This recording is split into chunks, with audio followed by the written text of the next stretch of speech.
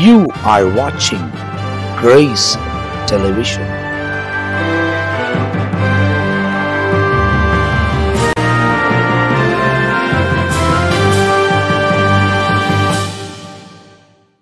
ஆண்டவரும் அருமை இரட்சகராக இயேசு கிறிஸ்துவின் நாமத்தினால் உங்கள் யாவருக்கும் எங்கள் அன்பின் வாழ்த்துக்களையும் ஸ்தோத்திரங்களையும் தெரிவித்துக் கொள்கிறோம். தேவனுடைய பெரிதான கிருபையால் நித்திய ஜீவன் என்ற இன்னொரு பகுதியில் உங்களை சந்திப்பதில் நான் மிகுந்த மகிழ்ச்சி அடைகிறேன். தொடர்ந்து வசனங்களை தியானிப்ப ஆண்டவர் நமக்கு உதவி செய்கிறார். போன 2 எபிசோடுகள் நீங்கள் பார்த்துருப்பீங்க. நிறைய காரியங்கள், நிறைய வசனங்கள் விளக்கப்பட்டிருக்கிறது. விசுவாசமே நீதியாக எண்ணப்பட்டது. விசுவாசத்தின் பாதையில் நடப்போமானால் உலகத்தின் கிரியைகளுக்குள்ள நடக்க மாட்டோம். தேவன் காண்பிக்கிற வழியில் நடப்போம் என்பதை தான் விசுவாசத்தை குறிக்கிறது. கிரியை இல்லாத விசுவாசம் செத்தது என்பதாக வேதத்தில் எழுதப்பட்டிருக்கிறது. அப்போ விசுவாசம் என்பது என்ன? வாயில பேசுகிறது இல்லை, செயல்முறையில் காண்பிப்பது. என்ன காண்பிக்கணும்? வசனத்துக்கு ஏற்ற மாதிரி நம்ம வாழ்க்கையை நடந்து தேவனை நம்பும் போது நமக்கு சகல ஏதுவும் நன்மைக்கு ஏதாவது நடக்கும் என்பதாக வேதத்தில் நமக்கு சொல்லப்பட்டிருக்கிறது. அப்போ நித்தியத்துக்குள்ள பிரவேசிக்கக்கூடியவர்களாய் தான் இந்த உலகத்தில் அந்த நித்திய வாழ்க்கையை எதிர்பார்த்து தான் வாழ வேண்டும். ஒவ்வொரு நாளும் நாம் தேவனுடைய வருகையை எதிர்பார்க்க வேண்டும். கடைசி நாட்களில் இருக்கிறோம். இதெல்லாம் 1வது நூற்றாண்டில் பிரசங்கிக்கப்பட்ட விஷயம். ஆனால் 21ஆம் நூற்றாண்டில் நாம் இருக்கிறோம். இந்த 21ஆம் நூற்றாண்டிலே இயேசு கிறிஸ்து மீண்டுமாய் வருவதற்கான எல்லா அடையாளங்களும் துல்லியமாய் அப்படியே ஒவ்வொன்றாய் நிறைவேறி வருகிறது. ஆனால் எப்போ வருவார்ன்றது மாத்திரம் யாருக்குமே தெரியாது, எங்களுக்கு கட்டாயம் தெரியாது. ஆனால் அவர் வருவார் என்பதை நாங்கள் நம்புகிறோம், விசுவாசிக்கிறோம். அதுக்கு ஏற்ற ஒரு வாழ்க்கையை வாழ பரிசுத்த ஆவியானவர் உதவி செய்கிறார். ஆகையால் தான் இந்த நிகழ்ச்சி உங்களுக்கு வழங்கப்படுகிறது. ஒருவேளை இதை பார்க்குற நீங்கள் உங்கள் நண்பர்களுக்கு அறிமுகப்படுத்தலாம், அவங்களுக்கும் இந்த வசனத்தை நீங்கள் பகிர்ந்து கொள்ளலாம். நம்ம இந்த உலக பிரகாரமாக நிறையா ஜோக்குங்க, உலக பிரகாரமாக நிறையா அட்வர்டைஸ்மெண்ட்டுங்க, அதெல்லாம் நிறைய நம்ம ஷேர் பண்ணுறோம். அதெல்லாம் வேகமாக பரவுது. ஆனால் வசனங்கள் வேகமாக பரவதில்லை. ஸோ இதை எங்களையும் மையப்படுத்துவதற்காக அல்ல, வசனத்தை மையப்படுத்துவதற்காக நீங்கள் எங்களோடு சேர்ந்து ஊழியம் செய்ய முடியும். எப்படி செய்ய முடியும் அப்படின்னா, இந்த செய்திகளை பலருக்கு நீங்கள் அனுப்புகிறதுனால அவர்கள் அந்த வசனத்தை கேட்டு தேவனுடைய ராஜ்யத்தின் பக்கமாய் திரும்புவார்களானால் கர்த்தர் உங்களை குறித்து ஆண்டவர் சந்தோஷப்படுவார். எனவே தேவனுக்கு ஏற்ற ஒரு வாழ்க்கை இந்த உலகத்தில் வாழ அர்ப்பணியுங்கள். போன எபிசோடில், அதுக்கு முந்தின எபிசோடிலும் தொடர்ச்சியாக அந்த நிகழ்ச்சிகளில், இந்த நித்திய ஜீவன் நிகழ்ச்சியின் பகுதியில் ரெவரண்ட் டிசோஸ் அவர்கள் நம் மத்தியில் இருப்பது எனக்கு மிகுந்த சந்தோஷம். இந்த நிகழ்ச்சியிலும் நாங்கள் அவர்களை வரவேற்கின்றோம். தொடர்ந்து இந்த நித்திய ஜீவன் நிகழ்ச்சியில் ரெவரண்ட் பெனியஸ் ஐயா பேசிகிட்டு இருந்தாங்க, ரெவரண்ட் ஜான் பீட்டர் ஐயா பேசினாங்க. ஆனால் பாஸ்டங்களை கூப்பிட்டு உட்கார வச்சு பேசும்போது அவங்களுக்கு ஆவியானவர் சில கிருபைகளை தந்திருக்கிறார். ஒவ்வொருவருக்கும் ஆண்டவர் தாளந்து கொடுத்திருக்கிறார். அந்த தாளந்துக்கு ஏற்றவாறு தான் கர்த்தர் வழிநடத்தி கொண்டு வருகிறார். அப்போ இந்த நாட்களில் நீங்கள் பார்க்கும்போது வசனத்துக்கு ஏற்றவாறு நாம் நடப்பதினால்தான் இந்த நித்திய ஜீவனை நம்மால் சுதந்திரிக்க முடியும் என்பதை நீங்கள் தெளிவாய் அறிந்து கொள்ள வேண்டும். இந்த எபிசோடு நம்ம மத்தியில் சில காரியங்கள் விவரிக்கப்படுகிறது. ஃபஸ்ட்டு போன எபிசோடை நம்ம பார்க்கும்போது, போன பகுதியில் அப்போஸ்தலனாகிய பவுல் தீமோத்தேயுக்கு எழுதின 1வது நிருபத்தில் 6ஆம் அதிகாரத்தின் கடைசி பகுதி ஒன்று வாசித்தீங்க, 21ஆம் வசனம். தொடர்ந்து அதுலேருந்தே நீங்கள் என்ன சொல்ல விரும்புகிறீங்களோ சொல்லலாம் பாஸ்டர். இல்லை, ரொம்ப அழகாக அவர் சொல்கிறாரு. சிலர் இதை பாராட்டி, சிலர் அதை பாராட்டி விசுவாசத்தை விட்டு வடிவி போனார்கள். எதை பாராட்டுறாங்க அப்படின்னு சொன்னால், வீண் பேச்சுகள், அதாவது சீர்கேடான வீண் பேச்சுகள். இன்றைக்கி நிறைய பேர் சொல்லுவாங்க, பணம் இல்லைன்னா ஊழியம் செய்ய முடியாதுங்க, பணம் இருந்தால் தான் ட்ராவல் பண்ண முடியுங்க, பணம் இருந்தால் தான் சுவிசேஷத்தை பிரசங்கிக்க முடியும், காசு இல்லாமல் ஊழியத்தை செய்ய முடியும், பணம் இல்லாமல் ஊழியத்தை செய்ய முடியும், இலவசமாக சுவிசேஷத்தை எல்லாருக்கிட்டையும் நம்ம பிரசங்கிக்க முடியும். ஆனால் நிறைய பேருடைய மோட்டிவ் பணம். அதுதான். அதாவது பைபிளில் பார்த்தீங்கன்னா ஒரு வசனம் சொல்கிற மாதிரி, மேகம் போல திரளான சாட்சிகள் நமக்கு முன்பதாய் திருஷ்டாங்கமாய் வைக்கப்பட்டிருக்கு. அவர்களெல்லாம் இப்போது ஆபிரகாம் வெளியே கடந்து வந்த போது அவர்கிட்ட எதுவுமே இல்லை. பரிவாரத்தை கூப்பிட்டு வெளியே வரார். அவர்கிட்ட என்ன இருந்தது என்ன இல்லைன்றது நமக்கு தெரியாது. ஆனால் கர்த்தர் அவர் வார்த்தையை கேட்டு வந்த பிறகு சீமானாய் மாத்துறார். அவருக்கு சொன்ன வாக்கு தத்தத்தை தேவன் நிறைவேற்றுறார். எல்லாவற்றையும் வாக்கு பண்றார், அதன்படியே நிறைவேற்றுகிறார். இப்போ உடனே நம்ம ஆளுங்க என்ன யோசிக்கிறாங்கன்னா, வந்த உடனே கையில் அப்படி எடுத்து கொடுத்துடணும், அப்போதான் ஆண்டவர் வருவார் அப்படின்ற கூடிய அளவுக்கு ஃபாஸ்ட் ஃபுட் மாதிரி யோசிக்கிறாங்க. ஆனா அதினதி நேரத்தில் அதினதின் காலங்களில் தான் ஒவ்வொன்றும் தேவன் அழகா செய்து முடிப்பார். ஆமா. அப்ப இந்த இடத்துல விசுவாசத்தை குறித்து சொல்லப்பட்டிருக்கு, அதாவது வழி விலகி போயிட்டாங்க அப்படின்னு சொல்லப்பட்டிருக்கு. அதான் இதுல 10ஆம் வசனத்துல சொல்றாரு, பண ஆசை எல்லா தீமைக்கும் வேறா இருக்கு, சிலர் இச்சித்து விசுவாசத்தை விட்டு வழுவி அநேக வேதனையினாலும் தங்களை உருவ குத்தி கொண்டிருக்கிறார்கள். இது விசுவாசிகளும் குறிக்கும், தேவனுடைய மனிதர்களை குறிக்கும். சுவிசேஷ வேலைக்காக அழைக்கப்பட்டவங்க கூட நிறைய பேர் இந்த பண ஆசையை, பணத்து மேல இச்சித்து தங்களை உருவை குத்தி கொண்டு ஆண்டவரை விட்டு வெளியே போகிறாங்க, விசுவாசத்தை விட்டு போகிறாங்க. எது தேவை நம்மளுக்கு? விசுவாச தேவை. அதுக்கு தான் சொல்கிறார் பாருங்க, 11 வசனம் சொல்கிறாரு, நீயோ தேவ மனுஷனே இவைகளை விட்டு ஓடி. எதை விட்டு ஓடணும்னா பண ஆசையெல்லாம் விட்டு ஓடுற. பணம் தான் நோக்கம் அப்படின்னு இல்லை. நீ ஊழியம் செய்ய, பணத்தை ஆண்டவர் கொடுக்குற. நீ ஓடு, வறட்சியான நேரத்தில் செழிப்பு ஆண்டவர் தருவார். எலியாவுக்கு சொல்றார், நீ போ சாரிபாத்து விதவை வீட்டுக்குன்னு சொல்ற. ஒண்ணுமே இல்லை, அந்த அம்மா கிட்ட கொஞ்சம் மாவு கொஞ்சம் என்ன விஷயம் அங்க போஷிக்கிற உன்னன்னு சொல்ற. ஒண்ணுமே இல்லாத இடத்துல வச்சு உன்னை உருவாக்குற.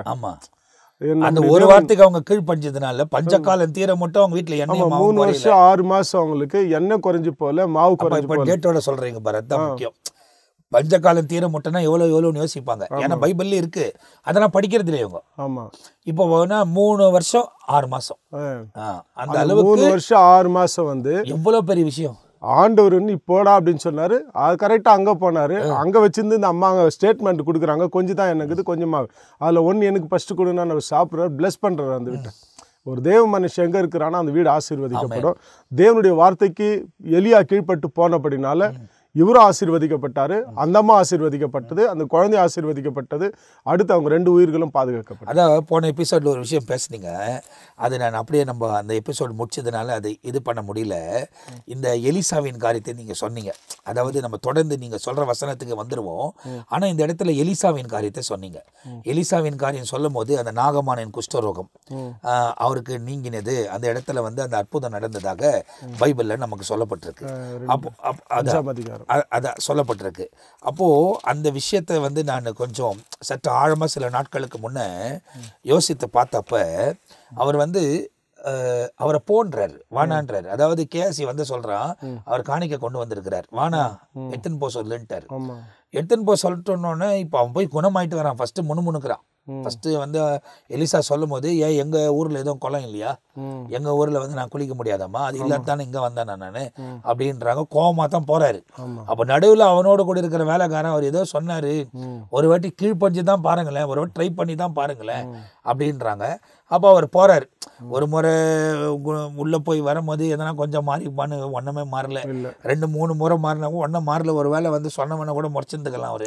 ஆனால் 7வது முறை அவர் இறங்கி உடனே குழந்தை போல ஆயிற்று. அவரால் நம்பவே முடியல. அப்போ நம்ப முடியாத கொண்டு கொடுக்குறாரு. அவர் கொண்டு நிறைய காரியத்தை அவருக்கு செலுத்துறதா பைபிள் சொல்லப்பட்டிருக்கு. அதை ஒரு மதிப்பீடப்பட்ட பாஸ்டர் அங்கே 2 crore lakhs சில்வர், 2,40,00,000 அளவுக்கு வெள்ளியா. நம்மக்கு மதிப்பீடப்பட்டு பார்த்தேன். அந்த டேலண்ட்ஸுக்கும் இப்போ இருக்கிற ரூபாய்க்கும் மதிப்பீடப்பட்டது. பார்த்தா கோல்டு 66,000 கிராம், அதாவது 8,250 பவுண்டு. நம்ம பாஷையில் சொல்லணும்னா 8,250 சவரன். கோல்டும் 2,40,00,000 அளவுக்கு வெள்ளி அவர் கொண்டு இவர்கிட்ட கொடுத்தது. இப்போ தேவ மனுஷனுடைய நோக்கம் தேவனுடைய பணம் இல்ல, அதுதான் சொல்றாரு, கொண்டு போ சொல்லுன்றாரு. பார்க்க கூட வெளியே வர்றது இல்ல. அதாவது குணமாயிட்ட வண்ணமா நம்ம சொன்ன மாதிரி ஆயிடுச்சா அப்படின்னு பாக்குறதும் இல்ல. ஃபர்ஸ்டும் பார்க்கல, போய் குளிக்க சொல்லு. ஏன்னா ராஜா கலங்குறாரு. அந்த டைம்ல பாத்தீங்கன்னா சிரியாவின் ராஜா எழுதி ஒரு அனுப்புனார, அவன் எப்ப பார்த்தாலும் என்னை இப்பதான் பிரச்சனை பண்றான்றாரு. எதனா ஒன்னு பண்ணி பிளான் பண்ணி என்ன ரொம்ப கலங்கடிக்கிறான் அப்படின்னு கலங்கடிக்கும் போது எலிசாவுக்கு தெரிந்து அது அவர் கலங்கின்றது. இவர் வேற இடத்துல இருக்கிறார், அவர் வேற இடத்துல இருக்கிறார். போய் வேற இடத்துக்கு போயிட்டு சொல்லு. அப்ப ஆளை அனுப்பி வர சொல்றாரு. அப்போ அத்தனையும் எலிசாவுக்கு தேவன் வெளிப்படுத்துகிறார். வெளிப்படுத்தி கூட்டு வர்றாரு. கூட்டு வந்த உடனே இங்க வரான். அவன் என்ன யோசிச்சுட்டு வந்திருப்பான், ஏதோ மருந்து போடுவாங்க நினைக்கிறேன், ஏதோ கை தொட்டு மருந்து போட்டு எதனா ரணங்களை கொஞ்ச நாள் படுக்க வச்சு அப்படி எதனா இலைங்களை எப்படி தட்டி தட்டி தட்டி சுகமாக்கி நம்மளை அனுப்புவாங்க போல அப்படின்னு யோசிக்கிறாரு. அவர் வந்த உடனே சொல்றாரு, வேலைக்காரங்கிட்டே சொல்லி அனுப்புறாரு, வந்துக்கிறாங்க, போய் சொல்லு, அங்க போய் குளிச்சுட்டு போக சொல்லு. அப்படின்றார். ஆமா 7 முறை முழுக சொல்லுன்றார். ஆமா இதை போய் அவன் சொன்ன உடனே கோவம் வந்துடுது. ம் இதுக்கான அவ்வளவு தூரம் வந்தேன், ரதத்தை கட்டி வர்றாரு. ம் அவர் எவ்வளோ வெள்ளி கொண்டு வந்திருக்கிறார், எவ்வளோ கோல்டு கொண்டு வந்திருக்கிறார் அவருக்கு தெரியும். ரதங்கள் வருது, ம் அவ்வளோ வருது. போய் குளிச்சுட்டு போக சொல்றேன்றாரு. கோவப்பட்டு திட்டினே போயிடுவார். வானா நம்ம போகலாம் அப்படின்ட்டு. அதை பக்கமாக கிராஸ் பண்ணுறப்ப கூட இருக்கிற வேலைக்காரன் சொல்கிறான், ஒரு முறை முயற்சி தான், அவன் தேவ மனுஷன், ஒரு முறை அவர் சொல்கிறத கேட்டு தான் பாருங்களேன் அப்படின்னு சொல்லும் போது அதை மனப்பான்மையை அவர் ஏற்றுக்கொண்டு இறங்குறாரு. 6 முறை ஒன்றா நடக்கலைன்னா 7ஆம் முறை சகலமாக மாறிடுச்சு. அவரால் நம்ப முடியல. நம்ப முடியாத திரும்பவும் அந்த சந்தோஷத்தில் ஓடியாராரு. ம் அவர் அப்படிப்பட்ட வியாதியில் வரும்போதும் இவர் வெளியே போல. அவர் குணமாயிட்டு வந்த பிறகு இவர் மேன்மை பாராட்டவே இல்லை. ம் ஆமா அதுதான் நம்ம படிக்க வேண்டிய விஷயம். ம் அவன் காணிக்க கொண்டு இவ்வளோ கொடுக்குறான், அது மேலேயும் அவர் கவனம் போல, கொண்டு போக சொல்லுவானான்ட்டாரு. ம் அவன் கட்சியாக கேட்குறான், சரி எதுவுமே வேணான்ட்டீங்க, எனக்கு ஒரு உத்தரவு கொடுங்க, இங்கே இருக்கிற மண்ணை கொண்டு போகிறேன் நான், ம் கொண்டு போய் இந்த மண்ணில் தான் எனக்கு என்னாச்சு, ம் அந்த தேசத்தில் குணமாக இருக்குது, இஸ்ரவேலில் ஒரு தேவன் இருக்கிறார் அப்படின்றத ஒரு அடையாளத்தை நான் உருவாக்குறேன் அப்படின்றத கேட்டு வாரிட்டு போன்றார். மண்ணு தானே போய் வாரிட்டு போக சொல்லு ம் அப்படின்றார். அவன் வாரிட்டு போயிடுறான், எதுவுமே வாங்குறதில்ல. ஆனால் கேஎஸ்சி பின்னாலே ஓடினான். ஆனால் அவ்வளோ கோல்டு அவ்வளோ வெள்ளியை ரிஜெக்ட் பண்ண ஒரு ஊழியக்காரர் இந்த பூமியில் இருக்கிறாருன்னா எலிசா. ம் கண்டிப்பாக. இப்போ பார்த்தீங்கன்னாக்கா அற்புதமாக அவன் பிளானோடு தான் வந்திருக்கிறான். இப்போ நான் அங்கே போகிறேன், ஏன்னா அந்த சின்ன பொண்ணு அழகாக சொல்லி அனுப்புது. ஆமாம், நீங்கள் போனீங்கன்னா போதும், அவர் சுகப்படுத்திடுவார். அது ரொம்ப அழகாக சொல்லி அனுப்புது. அது சொன்ன பிறகு அவருக்கு நம்பிக்கை வந்துடுச்சு, எப்படி போனாலும் அங்கே ஒருத்தர் இருக்கிறாரு இல்லையா, அவர் சுகப்படுத்திடுவார். அப்போ அவர் சுகத்தை பெற்றுட்டு பிறகு நம்ம சும்மா வரக்கூடாது, அவரை நம்ம கனப்படுத்தணும் அப்படின்னு சொல்லிட்டு காணிக்கை அவர் கொண்டு போயிருக்கிறார். கண்டிப்பா அவர் காணிக்கை கொண்டு போயிருக்காரு. ஒருவேளை காணிக்கைன்னு நம்ம சொல்லலாம், அப்படி இல்லைன்னா ஃபீஸ்ன்னு சொல்லலாம். ஆமாம், ஃபீஸ். இப்போ நம்ம டாக்டர் கிட்ட போய் பார்த்துட்டு ஒரு ஃபீஸ் கொடுக்கலையா, அந்த மாதிரி அந்த ஃபீஸ். அப்போ இவனுக்கு பூர்ணம், அதாவது தலையிலேருந்து கால் வைக்கும் ஃபுல்லாக இருந்தானே இவனுக்கு குணமாக்கப்படுறதுக்கு அங்கே எதுவுமே இல்லை. இப்போ இவங்கிட்ட ஐஸ்வர்யம் இருக்கு, இவங்கிட்ட பதவி இருக்குது, ஐஸ்வர்யம் இருக்கு. இப்போ அவனுக்கு குணம் வேணும், சுகம் வேணும் அப்படின்னா ஒருத்தர் குணப்படுத்துறாருன்னா அவங்ககிட்ட இருக்கிறத கொஞ்சம் கொண்டு வந்திருப்பான். அது அந்த கொஞ்சமே அவ்வளோ கொண்டு வர அந்த ரதத்துல கொண்டு அவர் கொடுக்க வரும்போது அந்த இடத்துல நடந்த இதுல பாத்தீங்கன்னாக்கா அவரு குணம் பெறுவேன் பெற்றோன்னு இந்த காணிக்கை அவருக்கு கொடுத்துடலாம் அப்படின்ற ஒரு நோக்கத்துல தான் வர்றாரு. இப்ப காணிக்கை என்பது மிக மிக முக்கியமானது. இப்ப யாருகிட்ட காணிக்கை வாங்கணும், யாருகிட்ட வாங்கக்கூடாதுன்றது இதுல ஒரு பாடமே இருக்குது. இன்னொன்று என்ன விஷயம் நான் யோசித்து ஆகணும். இப்ப வராரு, பேசுறாரு, இவர் போய் குளிச்சுட்டு போய் நீ குணமாயிடுறாரு. அவன் அப்ப நம்பல, அதனால தான் காணிக்கை கொண்டு போயிடுறான், கொடுக்கல. இல்லைன்னா அவன் என்ன பண்ணியிருக்கணும், சரிப்பா இதை அவர்கிட்ட கொடுத்துரு, நம்ம போய் அங்கே குளிக்கலாம், குளிச்சுட்டு குணமாயிட்டு அப்படியே போயிடலாம். அது கூட அவன் பண்றதில்ல. அவன் கோவத்தில் போயிடுறான், எல்லாத்தையும் எடுத்துக்கணும். இவ்வளோ தூரம் நம்ம ட்ராவல் பண்ணி வந்தோம், என்னவும் சொன்னாங்க, ராஜா கிட்ட போனாலும் அவர் இப்படி சொன்னார், அங்கேருந்து இங்கே அனுப்புனாங்க, இங்கே அனுப்புனா இவர் நம்மளை பார்க்கவே வரமாட்டேன்றாரு வெளியே அப்படின்றது. அப்போ அந்த சூழ்நிலையில் அவங்க போயிடுறாங்க. போயிட்ட போது அங்கே குளிச்சு எழும்பின பிறகு தான் அங்கே அற்புதம் நடக்குது. ஆனால் அவ்வளோத்தையும் அவர் வேணான்னு சொல்கிறார்.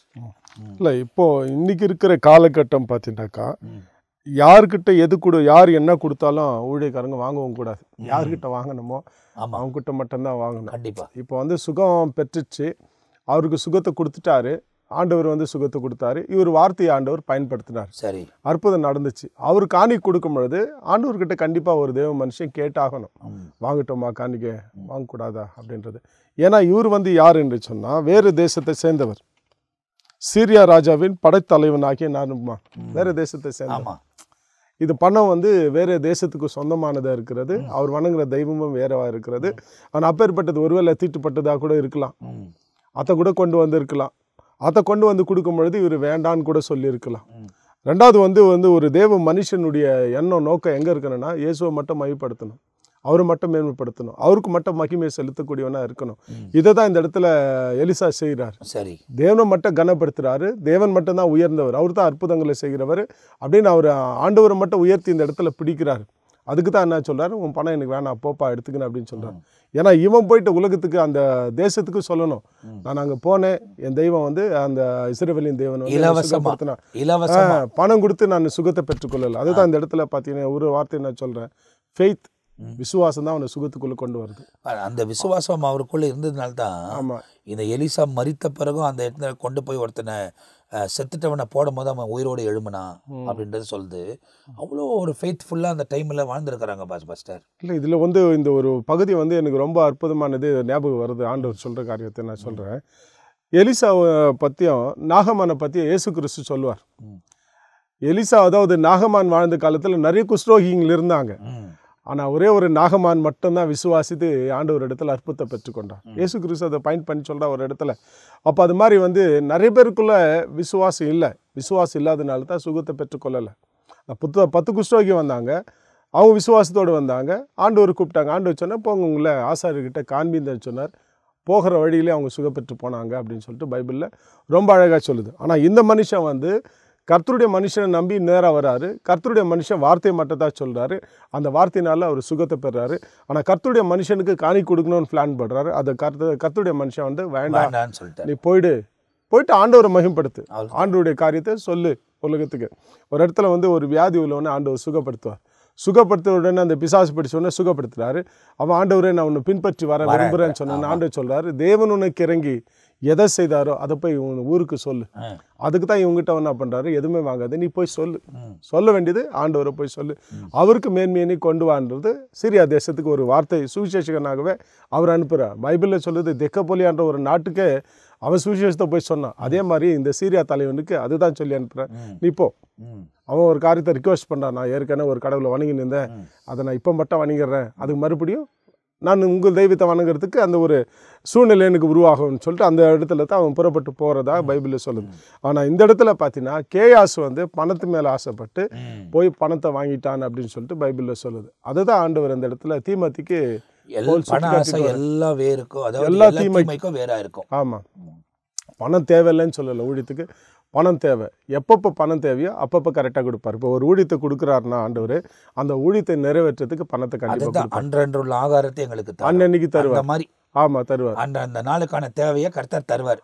நம்ம அது மேலேயே கவனமா இருக்கக்கூடாது என்பதை தான் ஆண்டவர் எனக்கும் கற்றுக் கொடுத்தார். அதை கற்றுக்கொண்ட பிறகுதான், அதாவது ஆரம்பத்தில் உங்களுக்கு தெரியும் நிறைய கூட்டங்களை நடத்துவோம், நிறைய இடத்துல கூட்டங்களை நடத்துவோம். அங்கங்கே போய் அப்போல்லாம் ஒரு டொனேஷன் புக் போட்டு இவங்க கலெக்ட் பண்ணி கொடுப்பாங்க, அவங்க கலெக்ட் பண்ணி கொடுப்பாங்கன்னு அவங்க கிட்ட கொடுத்து அந்த கலெக்ஷன் நாங்கள் வாங்கி பண்ணுவோம். வசனத்தின் வெளிச்சத்துக்குள் வந்த உடனே அதெல்லாம் நிறுத்திட்டு ஆண்டவரை மாத்திரம் தேட ஆரம்பித்தேன். அவர் சொல்றதை மாத்திரம் செய்ய ஆரம்பித்தேன். இது வரைக்கும் அவர் சொல்ற காரியத்தை நான் செஞ்சதுனால எங்கேயும் அந்த கூட்டங்களெல்லாம் கடன் விடாம எல்லா காரியமும் சந்திக்கப்பட்டு முன்னேறி கடந்து போவதுக்கு தேவனே உதவி செய்கிறார். தவிர எந்த இடத்துலையும் நான் இந்த கூட்டத்தை நடத்திட்டு கடனாளி ஆயிட்டேன் அப்படின்னு சொல்ல வரல. அப்படி கடனாளி ஆணுங்களுக்காக சொல்றேன், அது தேவ சித்தம் இல்லை. ஆண்டவர் ஒரு காரியத்தை சொல்லி உன்னை நற்றாட்டில் விட்டு போறது இல்லை, அது சொந்த இஷ்டமா செய்யறது. மற்றவங்க செய்யறாங்க, நானும் செய்யணும். மற்றவங்க இந்த மாதிரி செட்டப் பண்ணாங்க, நானும் அந்த மாதிரி செட்டப் பண்ணோம் அப்படின்றதெல்லாம் மனுஷிகம். ஊழியத்துல மாத்திரம் நமக்கு என்ன சொல்றாரோ அதை மாத்திரம் செஞ்சுக்கிட்டு போகணும். அவங்களுக்கு அழைப்பின் பிரகாரம் அவங்கவுங்க ஓடணும். ஆமாம், போட்டி எல்லாம் இருக்கக்கூடாது. போட்டி எங்கே இருக்கணும்னாக்கா, பவுல் ஊழியத்தை இவ்வளோ ஊழியத்தை செய்திருக்கா, சுவிசேஷத்தை சொல்லியிருக்கிறார், ஆத்துமாதாயம் பண்ணியிருக்கிறார், ஆண்டவருக்காக பெரிய காரியங்களை செய்யறதுக்கு தன்னை ஈடுபடுத்தி கொண்டார். அதுதான் நம்மளோட வாழ்க்கையில் சேலஞ்சாக இருக்கணும். அவர் இப்படி செய்தார் ஆத்துமாதாயம்னா நானும் அது போல் செய்யணும். சுவிசேஷத்தை எல்லா ஊருக்கும் சொல்லணுன்றது ஒரு வெறி அவருக்கு இருந்துச்சு. இஸ்ரவேல் ஜனங்கள் ரட்சிக்கப்படணும் என்பது ஒரு பெரிய தாகமாக இருந்துச்சு. அதான் ரோமர் 10ஆம் அதிகாரம் 1ஆம் வசனத்தில் சொல்கிறாரு. அப்போஸ்தலர் 20ஆம் அதிகாரத்தில் கூட சொல்லும்போது சொல்லுவார், என் பிராணனை குறித்து கூட நான் கவலைப்படுறேன், ஜீவனை கொடுக்கறதுக்கு கூட நான் துணிஞ்சு இருக்கிறேன். ஏன்னா எனக்கு ஆண்டவர் கொடுத்த அந்த அழைப்பை நான் நிறைவேற்றணும், சுவிசேஷத்தை எல்லாருக்கும் சொல்லிட்டு அந்த நித்திய ஜீவனை நான் பெறணும். அதுதான் பவுலுடைய பெரிய டாஸ்க் அவருக்கு அதுதான் இருந்துச்சு. கடைசி கோலை அவருக்கு அதுதான் இருந்துச்சு, வேறு எதுவுமே இல்லை. எப்படியாவது நித்திய வாழ்வை பெற்றுக்கொள்ளணும், கண்டிப்பா ஆண்டவர் கொடுத்த அந்த ஊழியத்தை நிறைவேற்றணும். அந்த நோக்கத்தோடு ஓடுறவங்க தான் சரியா ஓடுறாங்க. ஆமாம், அதாவது ஊழியத்துக்கு வந்த பிறகு நோக்கம் உலகத்துல வாங்க போகிற காரம் பங்களாவும் இடமும் அது இல்லை, நித்திய வாழ்வு. பின்பு இதெல்லாம் நமக்கு கூட சேர்த்து கொடுக்கப்படுது. நமக்கு அதுக்கு என்னென்ன பண்ணணுமா நம்ம உலகத்துல அது காரியங்கள் எல்லாம் தேவன் நமக்கு வாய்க்க பண்ணிட்டே வர்றாரு, ஒவ்வொன்றா வாய்க்க பண்ணிட்டு வர்றாரு. ஆனா நம்ம அது மேலேயே குறிக்கோளா இருக்கக்கூடாது. எப்பவுமே என்ன பண்றாங்கன்னா, ஒருவேளை இப்போ ஜெபம் பண்றோம், ஒரு ஆசீர்வாதம் வந்துச்சுன்னா ஆசீர்வாதத்துக்கு பின்னாடி ஓடிடுறாங்க, ஆண்டவர் ஓடுறாங்க. அது போகக்கூடாது. அந்த ஆசீர்வாதம் மேல நோக்கமா இருக்கக்கூடாது, ஆசீர்வாதத்தை கொடுத்தவர் மேலே அவர் மேல நோக்கமா இருக்கணும். பைபிள்ல பார்த்தீங்கன்னா பவுல், அப்போஸ்தலன், பேதுரு இவர்களெல்லாம் ஆண்டவர் நடத்தின விதங்களை ரொம்ப அற்புதமாக இருக்கிறது. எந்த காரியத்துக்கும் எங்கே போகிறதுக்கும் ஆண்டவரை பிடிச்சாங்க, ஆண்டவர் அவங்கள நடத்தினார். எதுவுமே அவங்களுக்கு குறைப்பட்டதில்லை. எல்லாமே அவங்களுக்கு நிறைவாக இருந்துச்சு. அவங்க மூலியமாக நிறைய பேருக்கு அவங்க பிளெஸ் பண்ணியிருக்கிறாங்க. நிறைய சபைகளுக்கு உதவி செய்திருக்காங்க. நிறைய சபைகளிடத்தில் பெற்றிருக்கிறாங்க. நிறைய சபைகளுக்கு கொடுத்துருக்குறாங்க. இவங்களுக்கு எவ்வளோ தேவையோ அது வச்சுருக்கிறாங்க. ஆனால் பணத்தை மேலே வந்து பேஸ் பண்ணி வாழவே கூடாது இந்த கடைசி காலத்தில் வாழ்கிறவங்க. ஏன்னா அந்த பண ஆசை வந்து எல்லா தீமைக்கும் வேறாக இருந்து என்ன செய்யணும்னா இந்த விசுவாசத்தை கொன்றுடும், விசுவாசத்தை அழிச்சிடும். விசுவாசம் நம்மளை விட்டு போயிடுச்சுனாக்கா, ஒரு யுத்தத்தில் இருக்கிற ஒரு மனுஷன்கிட்ட ஆயுதம் இல்லைனாக்கா விரோதி தானே ஈஸியாக அழிச்சிடுவான். அப்போ இன்றைக்கி நம்ம கரத்தில் இருக்கிற விசுவாசம் என்பது ஒரு பெரிதான ஒரு ஆயுதம். இந்த ஆயுதம் வந்து வச்சு நம்ம விசுவாசத்துக்காக நம்ம போராடலாம், நம்ம விசுவாசத்தை காத்துக்கொள்ளலாம். நமக்கு முன்னால் ஒரு விரோதி வந்து நம்மளை எப்பவுமே எதிர்த்துட்டே இருக்கிறான். அவனை மேற்கொண்டு தான் நம்முடைய நித்திய ஜீவனுக்கு நம்ம புறப்படுறோம். அதுதான் நீங்கள் பேசும்போது இந்த விசுவாசம் என்ற ஆயுதத்தை பணம் கொடுத்து வாங்கிடலான்னு சாத்தான் யோசிக்கிறான். இல்லை, முடியாது. அவன் யோசிக்கிறான் பணம் கொடுத்தாக்கா இவங்க வந்து விசுவாசத்தை விட்டு விலகி நம்ம பணத்துக்கு பின்னால் ஒடியாந்துருவாங்க. அப்போ இந்த கடைசி காலத்தில் நிறைய பேர் என்ன பண்ணுறாங்க அப்படின்னா அப்படி ஒரு நோக்கம். இப்போ நீங்கள் எங்கே பாருங்கள், ஊழியத்தில் இருக்கிறவங்க கூட சரி, இப்போ நிறைய கூட்டங்களுக்கு நிறைய பேர் வராங்க. எல்லாருமே அப்படி இல்லை. ஒரு சிலர் என்ன பண்ணுறாங்க அப்படின்னா, ஊழியத்தை கூப்பிட்டோம்னா இவ்வளோ கொடுத்தா தான் வருவோம். அது கூட எப்படி தெரியுங்களா, ஃபஸ்ட்டு அக்கௌண்ட்டுக்கு டெபாசிட் ஆகணுமா, அதுக்கு பிறகு தான் டேட்டா. நான் சொல்கிறேன், அப்படிப்பட்டவனுக்கு டேட்டே வேணாம், அவனுக்கு அப்படிப்பட்டவனுக்கு ஊழியமாக வேணாம். அவங்களுக்கு அவங்க வந்து உலகத்தில் ஃபேமஸாக இருக்கலாம், ஆனால் வந்து தேவனுக்குரியவர்கள் அல்ல. தேவனுடைய நோக்கமே அது இல்லை. தேவனுடைய நோக்கமே வந்து ஊழியத்தை தியாகமாக அர்ப்பணிப்போட ஆத்மா பாரத்தோடு செய்யணும் தவிர ஒரு நிகழ்ச்சியாக பண்ணிட்டு போகிறது வந்து ஊழியம் கிடையாது. இன்னைக்கு அப்படிப்பட்டவங்களோட நிறைய பேர் ஓடுறாங்க. அப்படின்னாக்கா உலகத்தின் பேர் புகழை தேடக்கூடியவர்கள். வாயில மாத்திரம் வந்து எனக்கு பேர் வேணா புகழ் வேணான்றது இல்லை, செயல்முறையில் அப்படிப்பட்ட நம்ம வாழ்க்கையை வாழ கற்றுக்கொள்ளணும். மறிந்தே வாழணும், கிறிஸ்துவுக்குள் மறிந்தே இருக்கணும். நம்ம நிமித்தமா இயேசுவின் நாமம் தான் உயர்த்தப்படணும் தவிர எந்த காரணத்துல ஜனங்க வந்து சில காரியங்கள் நடந்து நம்மளை புகழ்ந்து போவாங்க, நம்ம காதுக்கே வாங்கக்கூடாது. ஏன்னா பைபிளில் ஒன்று சொல்லுது, இந்த சவுலை வந்து ராஜா வாக்கின பிறகு அங்கே இருக்கிறவங்க எல்லாம் வந்து திட்டினோடனே அவன் காது கேளாதவனை போல் போயிட்டான் அப்படிங்கிறது. அப்புறமே இந்த காலத்தில் நான் சொல்லக்கூடிய விஷயம் என்னன்னா, பேர் புகழெல்லாம் மற்றவங்க வந்து சில காரியங்கள் எல்லாம் நடந்து ஒருவேளை ஒருத்தருக்கு உதவி செய்யும் போதுப்பா அவர் என்ன உதவி செய்கிறாருங்க அப்படின்னு சொல்லும் போது அதெல்லாம் நம்ம காதில் வாங்கவே கூடாது. நம்ம செய்யல, கர்த்தர் செய்கிறார். அது மகிமை புகழ்ச்சி எல்லாம் கர்த்தருக்கு. அது அவங்க தெரியாதவங்கன்னு நம்மள சொல்றாங்க. ஆனா நம்ம மூலியமா செய்கிறது ஆண்டவர் தான் நமக்கு தெரிந்திருக்கிற போது அதை வந்து பெருசா மையப்படுத்தவே கூடாது. நம்ம அதுதானே முக்கியம். கண்டிப்பா. அப்போ இன்னைக்கு அப்படிப்பட்ட ஒரு காரியம். ஏன்னா இது சொன்னீங்க, அதுக்கப்புறம் நீங்க கேஎஸ் வந்து பாத்தீங்கன்னாக்கா பணத்தின் மேல டார்கெட் பண்ணதுனாலவே அவருடைய அழைப்பை இழந்துட்டார், அவர் ஊழியத்தை இழந்துட்டார், சந்ததியும் இழந்துட்டார். மகிமையான ஊழியத்து அவருக்கு இருந்துச்சு. இப்போ எலியா வந்து ஒரு வல்லமையாக இருந்தார், ரெட்டத்தனையான ஆசீர்வாதத்தோடு எலிசா செயல்பட்டார். ஆனால் இவன் 4 தனியாக செயல்பட்டு இருக்கணும். எலியா வந்து ரதத்தில் கொண்டு போகப்பட்டார் அப்படின்னு சொல்லுது பைபிள், ரொம்ப அழகாக சொல்லுது. எலிசாவை மறித்து இவர் அடக்கம் பண்ணிட்டாங்க. ஆனால் எலிசாவுடைய எலும்புக்குள்ளே வல்லம் இருந்துச்சு. ஒருத்தர் செத்துட்டு அவனை எட்டுமட்டு இவன் கல்லறையில் போட்டோடனே அவன் எலும்பு பட்டு இவன் உயிரோடு இழந்தான்னு பைபிளில் இருக்குது. அப்போ அந்த வல்லமையோடு அவனுடைய சரீரம் அவருடைய எலும்பெல்லாம் இருந்திருக்குது. இது மாதிரி ஒரு மகிமையான ஒரு ஊழியத்தை தான் கேஎஸ் செய்திருக்கணும். ஆனால் செய்யாமல் போனதுக்கு காரணம் வந்து பண ஆசை. இன்னைக்கு இருக்கிற பரிசுத்த பணமும் அவனுக்கு கிடைக்கலையே. இப்போ பணத்தை வாங்கி வந்து அவன் புதைச்சி வச்சிருந்தாலும் அதுவும் அவனுக்கு இல்லாத போயிடுச்சு தானே. இல்லை, அதான் சொல்றாரு, இதுவா நேரம் அப்படின்னா என்ன சொல்றான், இதுவா நேரம் தோப்புங்களையும் மற்ற காரியங்களெல்லாம் வாங்குறது, இதுவா நேரம். செய்ய வேண்டியது என்ன, தேவனுடைய ராஜ்யத்தை ஸ்தாபிக்கணும். இப்போ வந்து சவால் வந்து பிசாசுக்கும் தேவனுக்கு தான். தேவனுடைய ராஜ்யம் சமீபமாக இருக்கிறது. இயேசு கிறிஸ்து எப்போனாலும் அந்த பூமியை சந்திக்கலாம். அவருடைய சந்திப்பு வந்து இந்த பூமியில் சீக்கிரமாக நடக்க போகிறது. அந்த ஒரு சந்திப்புக்கு நேரம் தான் இந்த சபையானது பூமியானது ஆயத்தமாக போயிட்டு இருக்கிறது. அப்போது இந்த இடத்துல வந்து இவர் தீவிரமாக செயல்பட்டு இருக்கார் எலிசா. தேவனுடைய ராஜ்யத்தை கட்டுறதில் தேவ ஜனங்கள் வந்து தேவ ராஜ்யத்துக்குள்ளே இருக்கணும். தேவனே ராஜாதி ராஜாவா வீட்டிலிருந்து இஸ்ரவேல் ஜனங்களை நடத்திட்டு வர்றார். அந்த காலகட்டத்தில் இஸ்ரவேல் ஜனங்களெல்லாம் வழுவி போயிட்டு இருக்கிறாங்களே, அவங்களாம் ஆண்டவர்கிட்டே இருக்கணும் அப்படின்றது சேர்த்து பிடிச்சிட்டு வந்துட்டு இருக்கார். எலியா அதுதான் செய்தார். கர்த்தரே தேவன் என்று நிரூபித்து காட்டி ஜனங்களை கொண்டு வந்தார். அதுதான் எலிசாவும் பண்ணிட்டு வர்றார். ஆனால் கேஎஸ் அதை செய்துட்டு இருக்கணும். ஆனால் செய்யாமல் இவன் நோக்கம் என்ன பண்ணா, பணத்தின் மேலே போனதுனால தான் அந்த சாபம் அவன் மேலே இருந்த அந்த இன்னைக்கு நிறைய பேர் வந்து அவங்க இல்லை, அவங்க சந்ததி அவங்கனால தான் பாதிக்கப்படுறாங்க. பாதிக்கப்படுறாங்க. நம்ம காலத்திலும் சில இடத்துல பார்க்குறோம். ஆமாம். அப்போது சந்ததிக்கு வந்து இந்த சாபத்தை தேடி வச்சுட்டு போகக்கூடாது. ஆமாம். நம்ம அவங்களுக்கு சொத்தை சேர்த்து வைக்கிறோமோ காசை சேர்த்து வைக்கிறோமோ, ஆண்டவரை காமிச்சு விசுவாசத்தை அவங்களுக்குள்ள வளர்த்து. ஆமாம். புரியுதுங்களா? சில நேரத்தில் சில காரியங்களை படிக்கும்போது பிள்ளைங்களுக்கு வந்து நம்ம அதிகமாக கொடுக்கறதுனால அவங்களுக்கு வந்து அதனுடைய வேல்யூ தெரியறதில்ல. அவங்க சம்பாதிக்கணும், அந்த அப்போ தான் அதுக்குரிய வேல்யூ தெரியணும். அதனால என்ன கொடுக்கணும் என்ன கொடுக்கக்கூடாதுன்னு நீங்கள் தெரிஞ்சிருக்கணும். அப்போதான் அவங்க வந்து அதை பெற்றுக்கொள்ளணும்னா அதுக்கு எவ்வளோ கஷ்டப்படணுன்றது அவங்களுக்கு தெரியணும். நீங்கள் ஈஸியாக கொடுத்தீங்கன்னாக்கா அவங்க வாழ்க்கை சிதறடிக்கப்படுது. ஒரு வேளை இயேசுடைய வருகை தாமதிச்சு அடுத்த ஜென்ரேஷன் ஒன்று வரும் அப்படின்னு சொன்னாக்கா அந்த பிள்ளைகளுக்கு இந்த கஷ்டம்னா என்னன்றது தெரியாம வழி விலகி தேவனோடு கூட இல்லாம போயிடுவாங்க. அப்போ அன்னன்னைக்கு தேவையான காரியத்தை தேவன் சந்திக்கணும். அதுதான் அப்போஸ்தலனாகிய பவுலுக்கு ஆண்டவர் சொல்லி இருக்கிறார்ல, அந்த தீமோத்தில அந்த வசனம். ஆமா, நீங்க எடுத்து கொடுக்கும் போது நிறைய நேரத்துல வாசிக்கலாம். சில நேரத்துல ஆண்டவர் பேசும்போது அந்த வசனங்கள் எல்லாம் எடுக்கும் போது உண்மையிலே அந்த 6ஆம் அதிகாரத்துல நீங்க வாசித்த வசனம் பாஸ்டர் ரொம்ப உண்மையிலே வந்து அப்போஸ்தலனாகிய பவுல் தீமோத்திக்கு எழுதுற அந்த ஆலோசனை ரொம்ப முக்கியமானது. அதில் ரொம்ப அழகாக அவருக்கு சொல்கிறது நம்ம பைபிளில் நம்ம பார்க்குறோம். அந்த 6ஆம் அதிகாரம் 1 தீமோத்தி 6ஆம் அதிகாரம் நீங்கள் ஒன்று வந்து 10ஆம் வசனத்தை வாசித்தீங்க.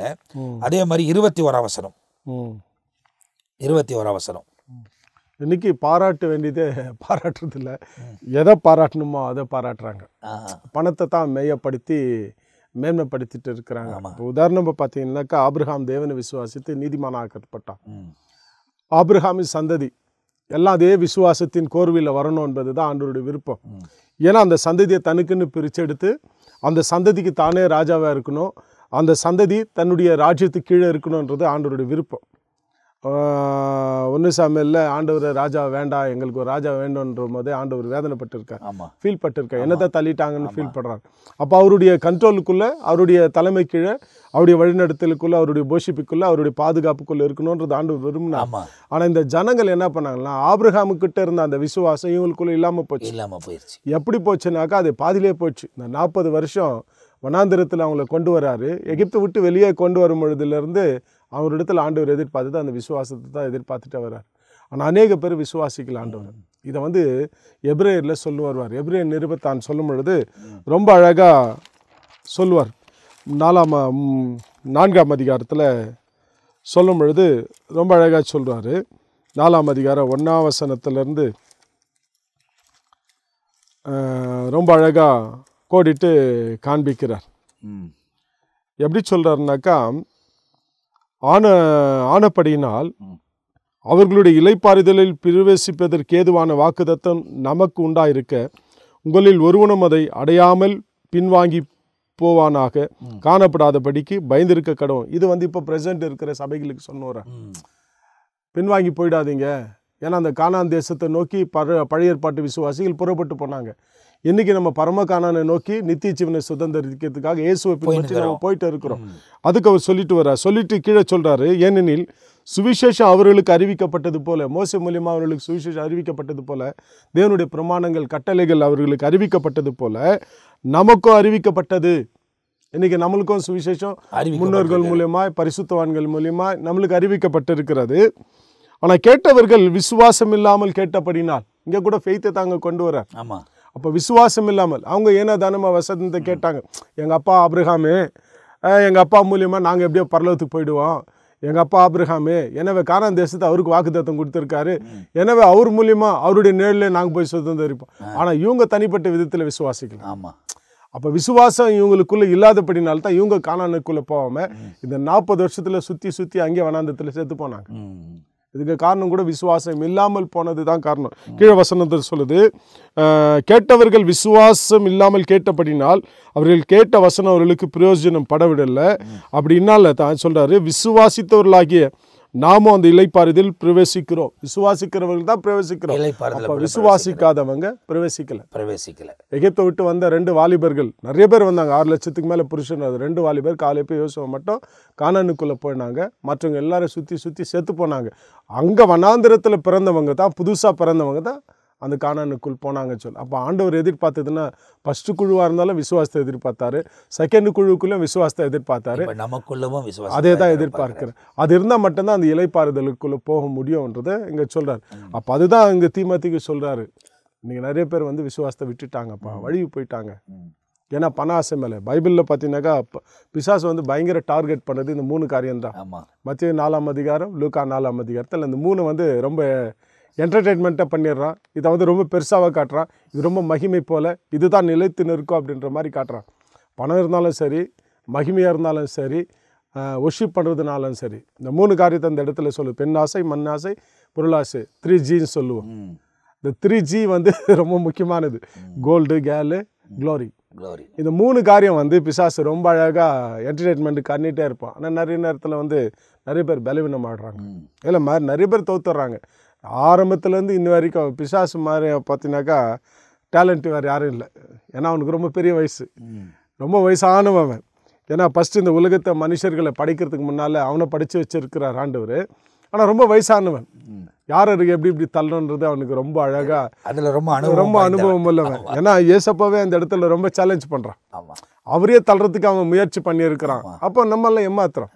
நம்ம கூட க்ளீனாக வந்து அவனுடைய வலையில் நம்ம வீழ்றதுக்கு அவன் முயற்சி பண்ணுவான். அதுக்கு தான் நம்ம என்ன பண்ணணும், எப்பவுமே கவனமாக வசனத்து மேலே இருக்கணும்.